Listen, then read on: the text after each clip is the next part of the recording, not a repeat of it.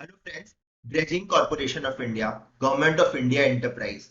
Can you imagine कि this company has suspended its managing director and CEO? Just imagine कि एक central vigilance officer जो है उन्होंने इंक्वायर किया इनके क्वालिफिकेशंस के बारे में about his experience and other credentials of G Y V Victor. ठीक है, so this person had applied for the post of MD CEO, and after the application was examined, the supporting documents were examined. It has been establishment that Mr. Victor ने कहा था कि he has worked in a listed company. So what is the criteria? The applicant should have been working in a listed company having a turnover of at least 500 crores in the last 3 years prior to the date of advertisement.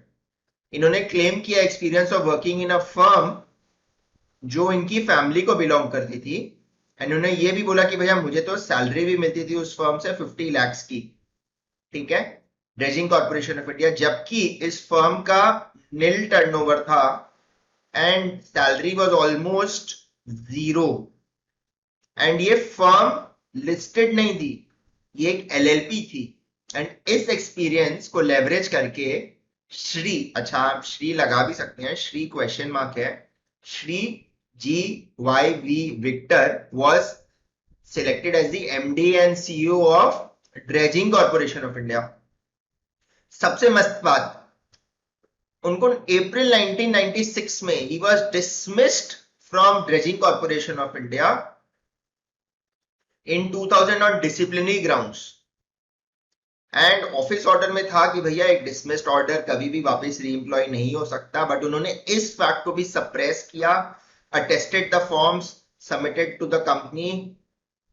Can you imagine? And then he claimed that he was working as a director in Amirana group, but he was only a partner not a director, क्योंकि उनको डिन ही बाद में allot हुआ है 2021 में. 26 फरवरी 2021 को allotment हुआ है आफ्टर ड्रेजिंग कॉर्पोरेशन. सो उसी दिन को वो अमीराना ग्रुप में भी दिखाने लगे एंड ये बोले कि भैया मैं तो एमबीए हूं Indian institute of management services Delhi से. प्रोबिंग के बाद पता चला कि ऐसा कोई इंस्टीट्यूट ही नहीं है. he obtained permission to do PhD from Anna University in regular course, but he pursued his PhD in regular mode at JU Jadavpur university. And बोला कि भैया मैं तो अमीराना कंसल्टेंट्स में भी काम कर रहा था and Archie Rodon based in Dubai. एक साथ दोनों जगह कैसे एक बंदा काम कर सकता है? अमेजिंग. मतलब इसके वजह से उनको सस्पेंड किया जा रहा है and appropriate action will be taken against the company. But think about it, dredging corporation of India कोई छोटी मोटी कंपनी नहीं है, गवर्नमेंट ऑफ इंडिया की एंटरप्राइज है, उसके साथ ऐसा गेम हुआ है. Hats off to the ingenuity of this person and hats off to all the people जिन्होंने कहा कि भैया ये लिस्टेड कंपनी में काम कर रहा है. एग्जामिन ही नहीं किया उस बंदे ने कि हाँ ये लिस्टेड कंपनी में काम किया है फॉर 3 years. 500 करोड़ का क्राइटेरिया था.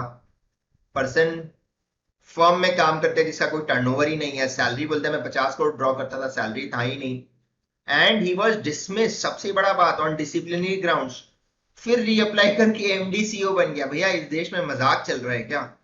ये कहाँ का मजाक है, कैसे हो रहा है? I don't know who is answerable for this, but if this is what to be true, this is a serious call for questioning कि भाई ये प्रोसेस में कौन जिम्मेदार है.